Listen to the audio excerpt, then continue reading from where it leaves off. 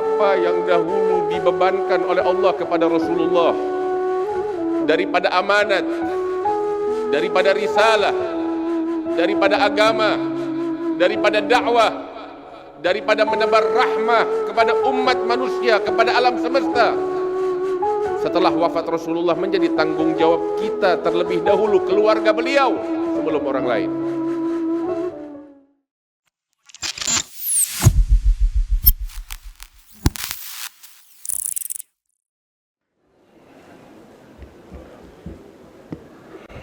La ilaha illallah.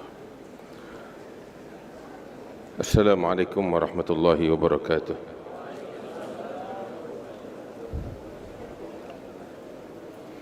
Alhamdulillah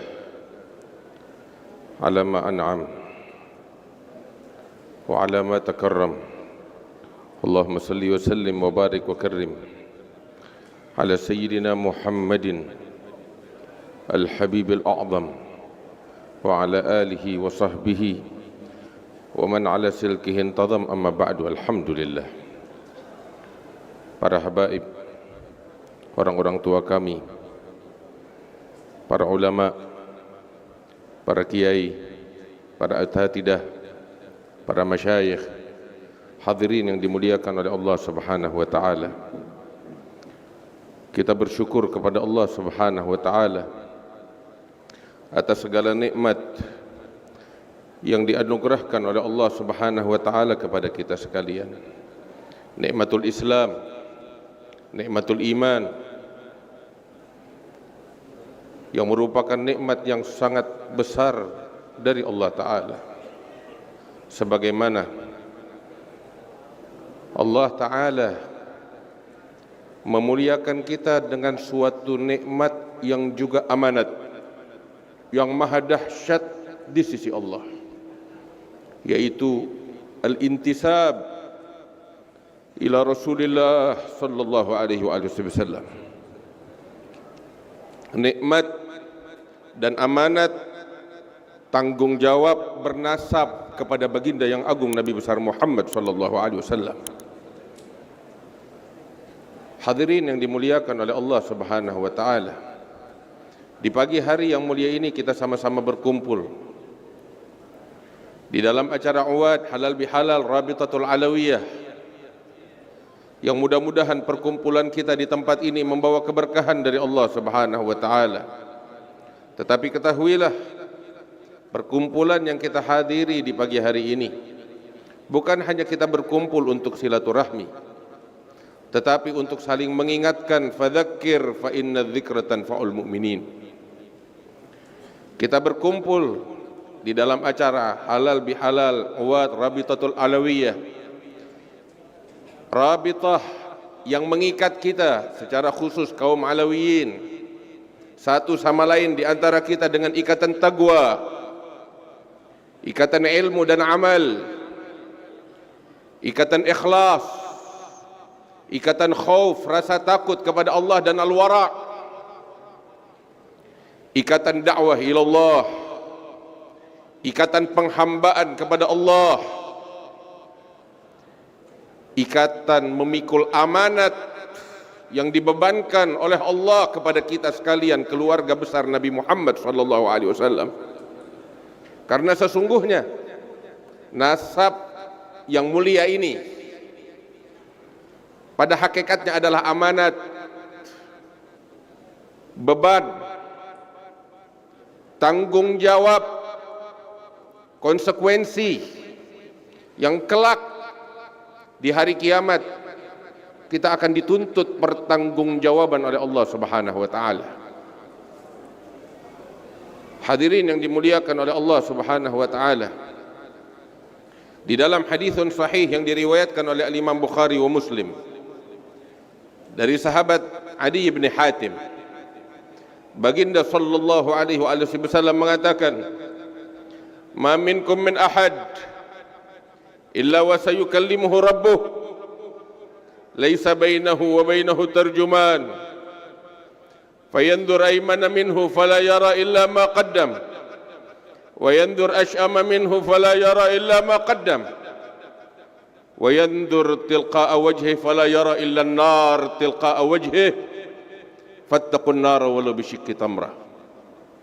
Baginda sallallahu alaihi wasallam mengatakan, tidak ada seorang pun dari kalian melainkan akan menghadap kepada Allah sendirian, tanpa bisa diwakili, tanpa kuasa hukum, tanpa penerjemah, untuk dituntut pertanggungjawaban oleh Allah Subhanahu wa taala.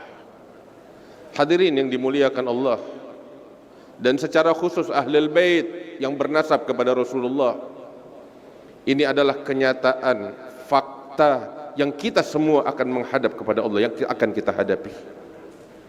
Persiapkan jawaban kita tatkala kita menghadap kepada Allah di hari kiamat. Nasab yang mulia menuntut konsekuensi. Baginda sallallahu alaihi wasallam menegaskan di dalam hadisnya yang sahih, man abta'a anhu 'amaluh lam yusri bihi nasabuh. Barang siapa yang amal perbuatannya membuatnya lambat, barang siapa yang amal perbuatannya lambat, maka sungguh nasabnya tidak akan pernah membuatnya laju ke depan. Ini ditegaskan oleh kakek kita baginda Rasulullah sallallahu alaihi wasallam. Betul, al-intisab ila Rasulillah merupakan kemuliaan, tetapi tanggung jawab, konsekuensi. Setiap orang di antara kita yang amal perbuatannya lambat, hendaknya tahu diri dengan nasabnya, karena sesungguhnya nasabnya tidak akan membuat dirinya menjadi maju laju ke depan, tidak akan. Itu yang ditegaskan oleh Rasulullah sallallahu alaihi wasallam. Ikhwani, dan secara khusus Ahlul Bait, sadari, fahami betul betapa besar tanggung jawab yang dibebankan oleh Allah kepada kita sekalian. Bukan perkara yang kecil. Apa yang dahulu dibebankan oleh Allah kepada Rasulullah daripada amanat, daripada risalah, daripada agama, daripada dakwah, daripada menebar rahmah kepada umat manusia, kepada alam semesta, setelah wafat Rasulullah menjadi tanggung jawab kita terlebih dahulu, keluarga beliau, sebelum orang lain. Al-Imam Al-Hakim di dalam Al-Mustadrak meriwayatkan dari sahabat Abi Tha'labah, beliau bercerita, baginda sallallahu alaihi wasallam itu kebiasaan beliau ketika kembali dari peperangan atau dari perjalanan panjang yang melelahkan, pertama-tama yang beliau lakukan ketika masuk ke kota Madinah, beliau memulai dengan masjid. Beliau sholat 2 rakaat. Setelah itu, yang kedua beliau lakukan, tahu apa? Beliau datang ke rumah putri beliau Fatimah. Sebelum menemui siapapun, yang pertama beliau temui adalah putri beliau Fatimah. Baru setelah itu beliau pergi ke rumah istri-istri beliau. Tetapi yang pertama adalah Fatimah, putri beliau.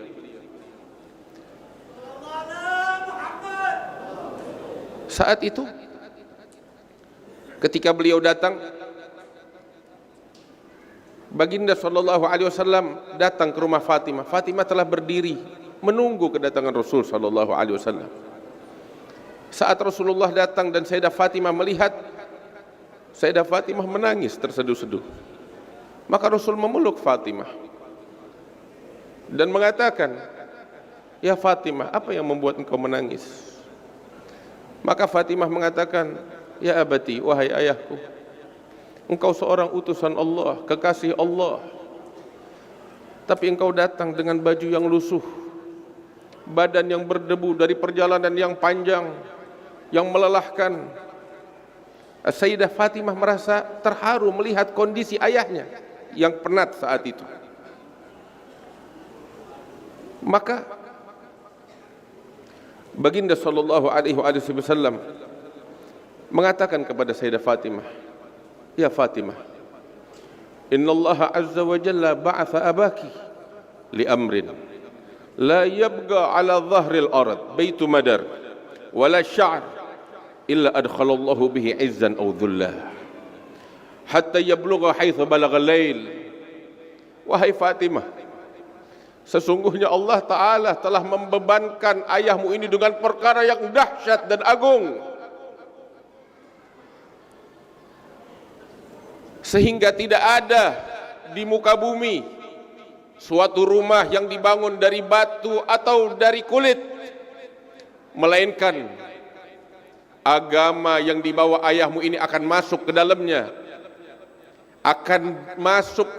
baik diterima secara mulia maupun penghuninya menerimanya secara rendah dan tertekan.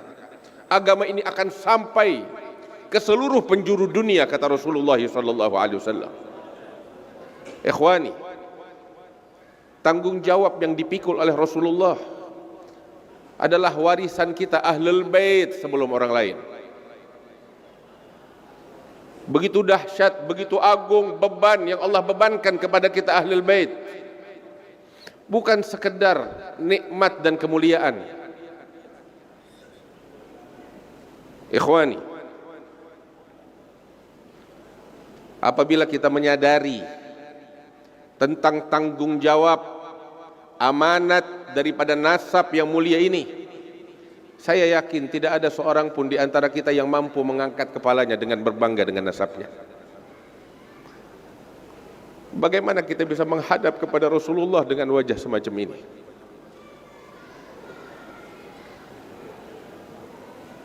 Faqidu syai' la yu'ti. Dalam kaidah itu, orang yang tidak punya sesuatu bagaimana mau memberi? Apa yang bisa kita berikan kepada umat manusia apabila kita tidak memiliki sesuatu yang dibawa oleh Rasulullah?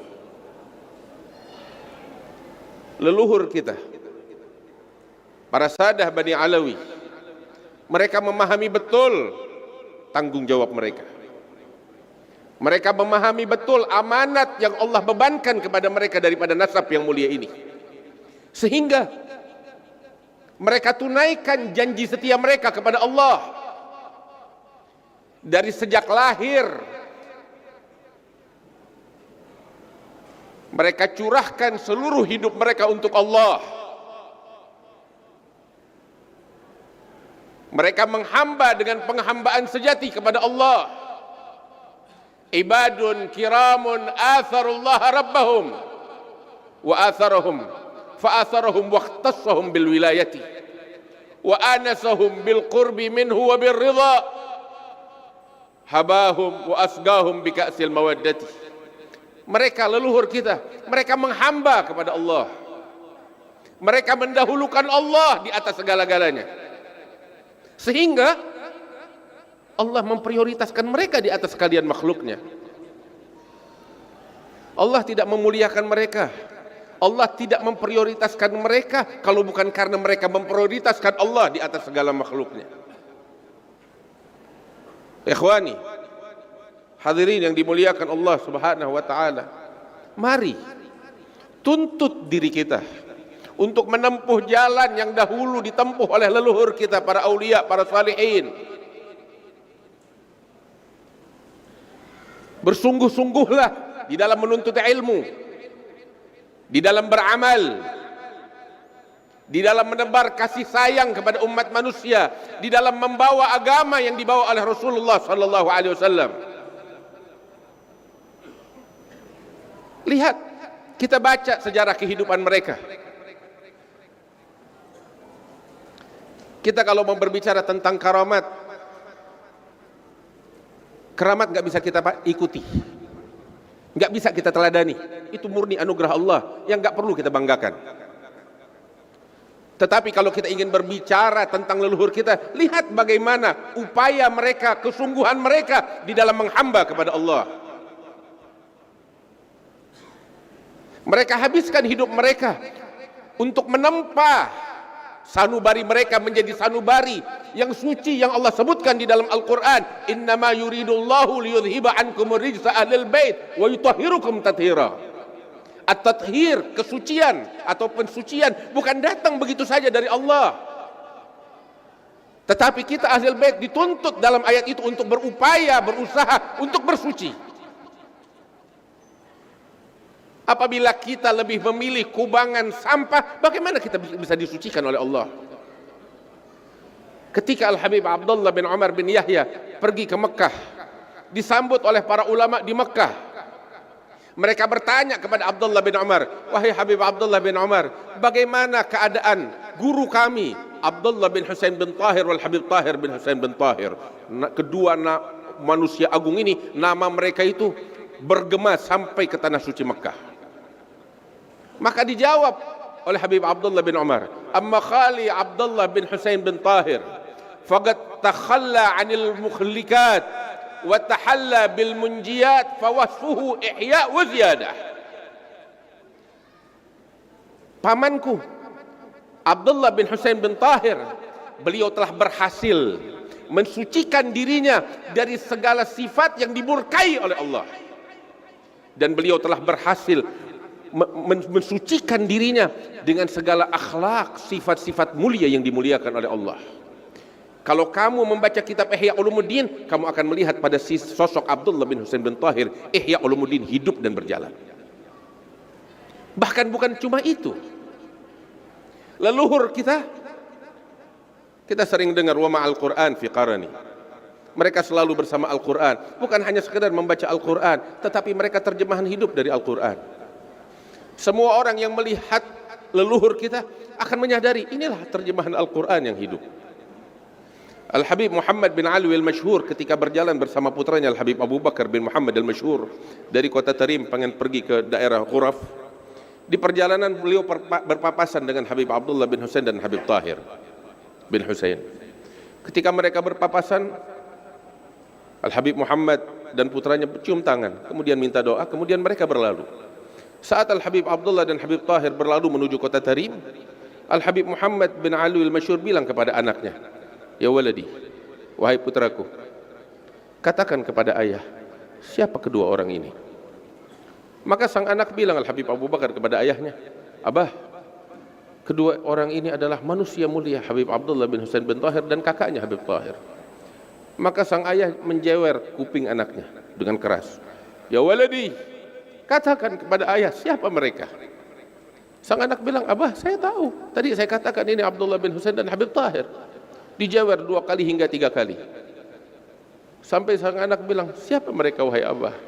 Maka sang ayah bilang kepada anaknya, wahai anakku, yang kamu lihat ini adalah terjemahan hidup dari firman Allah yang berbunyi, wa ibadur rahman alladzina yamshuna 'alal ardi hauna wa idza khatabahumul jahiluna qalu salama walladzina yabituna lirabbihim sujjadan wa qiyama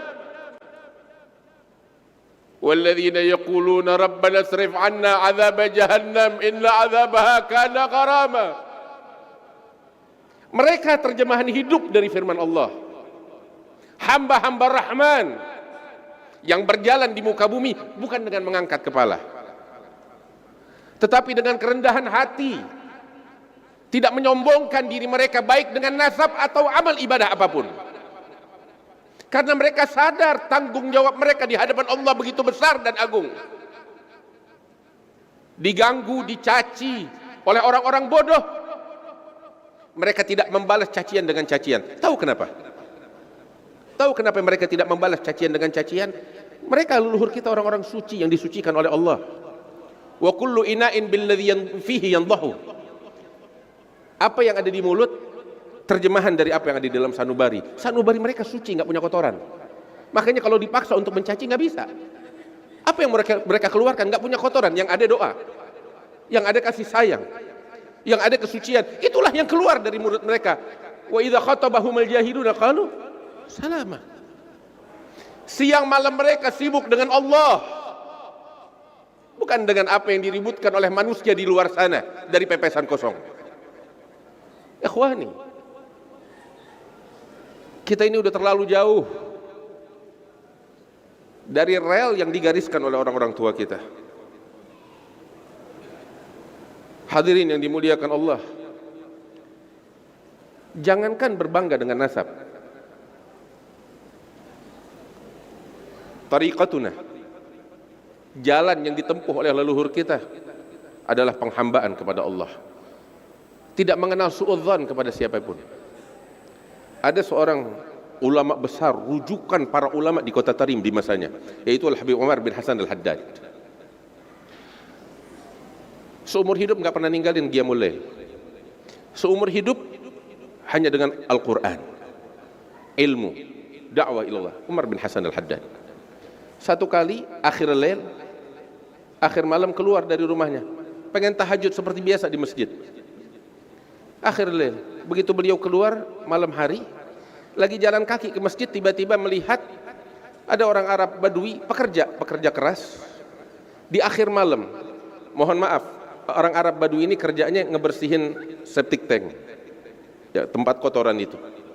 Dia lagi pikul kotoran, mohon maaf, kotoran manusia yang dia pikul, baunya kemana-mana. Lewat orang ini di hadapan Habib Umar bin Hasan Al-Haddad, terlintas di benaknya Habib Umar bin Hasan, ya Allah, alhamdulillah, saya syukur kepada Allah, di waktu mulia semacam ini Allah muliakan saya untuk berjalan kaki ke masjid, sedangkan kemuliaan ini enggak diberikan. Kesian orang ini. Dia ngomong begitu karena kesian kepada orang ini. Tahu apa? Perasaan semacam ini pun leluhur kita enggak rela, sekalipun dikamuflasekan oleh syaitan dengan bentuk kasih sayang. Inilah orang-orang yang suci. Saat itu juga ditegur oleh Allah Ta'ala. Ini si Arab Badui, ini kan terlintas di hatinya Habib Umar bin Hasan, di dalam hati. Tahu-tahu Arab Badui ini meletakkan pikulannya dari kotoran itu, menghampiri Habib Umar bin Hasan. Habib Umar, ardib nafsak, nah ana qad arabtu nafsi. Habib Umar, bersihin hati kamu, kalau saya udah bersih hati saya. Hadi tariqatuna, ini jalanan kita. Enggak kenal kesombongan, tawadhu, husnudzan kepada siapapun, akhlak, mengambil ilmu dan manfaat dari siapapun. Tahu, orang-orang tua kita belajar mengambil ilmu bahkan dari bukan Sadah Bani Alwi. Kita kalau lihat berapa banyak fi silsilat sanadna guru-guru dari masyayikh yang bukan Sadah Bani Alwi, guru-guru bahkan dari kiai, begitu banyak. Al-Imamul Akbar Abu Bakar Al-Adni, Qutbul Wujud, pemimpin para aulia di masanya, Sayyidina Imam Abu Bakar Al-Adni. Siapa yang enggak kenal beliau? Dengan segala keramatnya, dengan segala ilmu dan kemuliaannya. Ketika wafat, meninggal dunia, setelah dikuburkan, keluarganya itu dan murid-muridnya membuka lemari beliau, ingin mengurus peninggalan-peninggalan beliau. Tiba-tiba mereka mendapati ada satu kotak istimewa, kotak yang di dalam lemarinya dikeluarkan, kotak berharga. Mereka mengira dalam kotak ini harta atau sesuatu. Maka dicari kunci, setelah susah payah baru didapat kuncinya. Dibuka. Setelah dibuka kotak itu, ternyata di dalamnya ada bungkusan yang ditutup dengan kain sutra dan beludru. Dibuka, dalam bungkusan ada bungkusan lagi, dan begitu seterusnya, hingga bungkusan terakhir ditutup dengan sutra warna hijau. Tahu apa yang dibuka? Ketika dibuka, tahu apa yang didapat?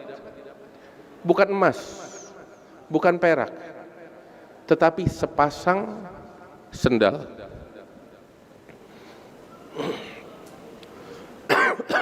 Tahu sendal siapa? Sendal ayahnya Abdullah bin Abi Bakar Al-Idrus Sultanul Malak. Bukan. Sendal siapa? Kakeknya Abdurrahman Segaf. Bukan. Sendal yang beliau jadikan jimat sepanjang hidupnya. Tahu sendalnya siapa? Guru beliau, seorang Sa'ad bin Ali Madhaj. Bukan seorang Alawi. beliau junjung tinggi, beliau letakkan di atas kepalanya karena gurunya yang mengajarkan kepadanya ilmu. Begini thariqah kita Sadah Bani Alawi. Ikhwani, kita jangan bicara di Hadramaut. Orang-orang tua kita di sini bagaimana akhlak mereka?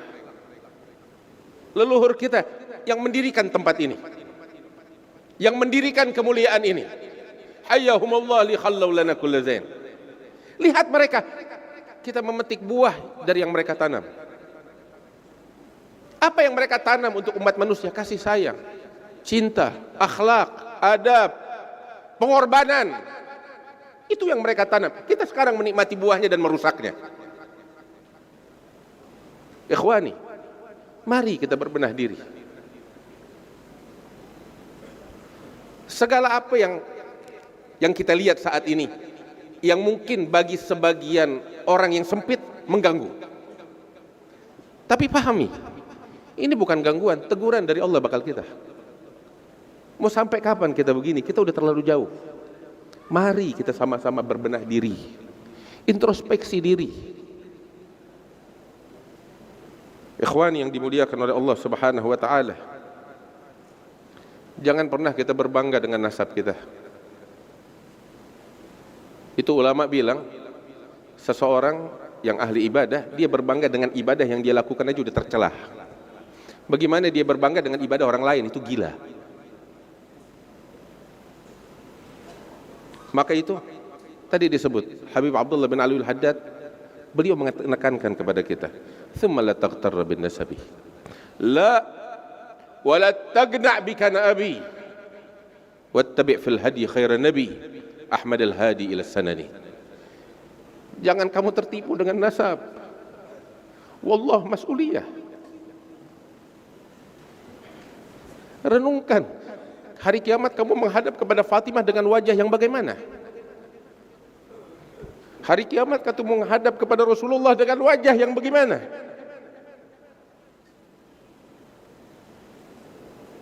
Al-Imam Abdurrahman bin Mustafa Al-Aidrus, tahu beliau bilang apa?